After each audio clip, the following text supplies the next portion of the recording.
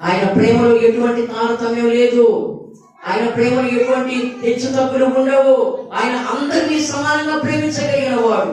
నువ్వు ధనవంతుడైనా ఆయనకు ఒకటే, నువ్వు పేదవాడివైనా ఆయనకు ఒకటే. ఆయనకు కావాల్సింది ధనవంతుడైనా కావాలి, పేదవాడివైనా నువ్వు కావాలి. నువ్వు ఎప్పుడైతే నీ ధనాన్ని, నీకున్నటువంటి వ్యామోహాన్ని విడిచిపెట్టి నా ప్రభు దగ్గరకు వస్తావో ఆయన నీ జీవితాన్ని మారుస్తాడు. నువ్వు రా, నా ప్రభు దగ్గరికి రా. జక్కయ్య అనుకున్నాడు. ఎంత అహంతో ఉన్నటువంటి జక్కయ్య వీళ్ళందరూ వెళుతున్నప్పుడు జక్కయ్య ఆలోచించుకుంది ఏమిటో తెలుసా?